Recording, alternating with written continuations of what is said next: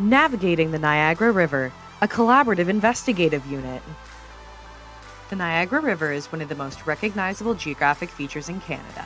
Millions of visitors flock to its shores every year to watch as the waters of the river plunge over the rocks at Niagara Falls. What the locals know and the tourists do not is that the water of the Niagara River is actually extremely polluted. This has been an ongoing issue since the early 19th century, when the river was considered one of the most degraded places in all of North America. In March of 2019, the Government of Canada redesignated the river as an area of concern. This redesignation could hugely impact the people of Niagara Falls, as the river is a source of drinking water, recreation, and income for many. In partnership with the Niagara Peninsula Conservation Authority, Navigating the Niagara River is a unit that will allow Grade 11 Environmental Science and Grade 12 Environment and Resource Management students to work collaboratively and dive deep into this ongoing local issue. Throughout the unit, students will have 2 opportunities for outdoor experiential education.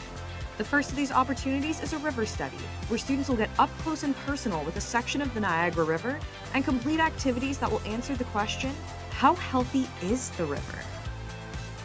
West Lane Secondary School will investigate the upper course by examining the Welland River, a tributary of the Niagara River, at George Bucator Park. With the Niagara Falls Rowing Club as a community partner, students will use their dock as a platform for their activities. Stamford Collegiate will investigate the middle course of the Niagara River at the Dufferin Islands Nature Area. With the Niagara Parks Commission as a community partner, students will have access to shallow and easily accessible sections of the river to study. A.N. Myers Secondary School will investigate the lower course of the river at Queen's Royal Park in Niagara-on-the-Lake. Along the beach, students will conduct their research, and here the students have the unique opportunity to study the river as it flows out into Lake Ontario. Back at school, students will analyze their water samples. Upon completion, they will combine their results from their in situ measurements to decide whether or not their section of the Niagara River would be considered healthy. The second outdoor experiential education opportunity for our students will help them to answer the question of, why is the Niagara River so polluted? West Lane will investigate the impact of industry in the upper course. With Salit Steel and Washington Mills Electrominerals as community partners, students will be able to tour both facilities in Niagara Falls.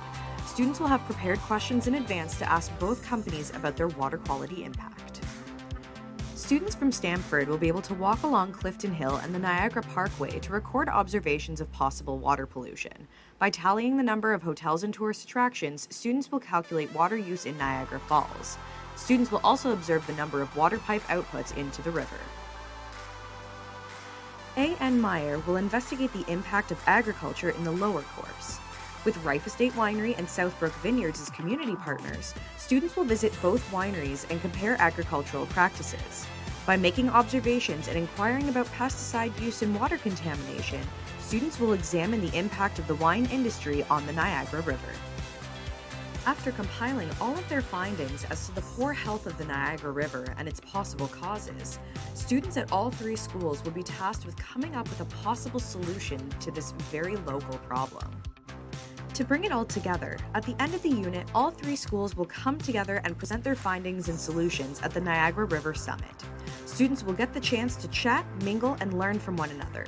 It's a chance to turn rivalry into camaraderie. Representatives from the Niagara Peninsula Conservation Authority will also be in attendance at the summit. They'll be there to listen to student ideas and show students how they can help out in their local community. It will allow for our students to feel a part of something bigger. With any outdoor activity, there's an element of risk. Teachers will have all of the proper training to prevent and deal with any emergency situations, for example, standard first aid and CPRC, as well as water-based safety. Permission forms will be signed by parents/guardians and will be collected.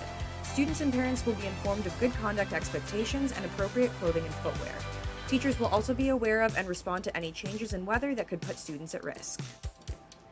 Thank you for your consideration for the implementation of Navigating the Niagara River.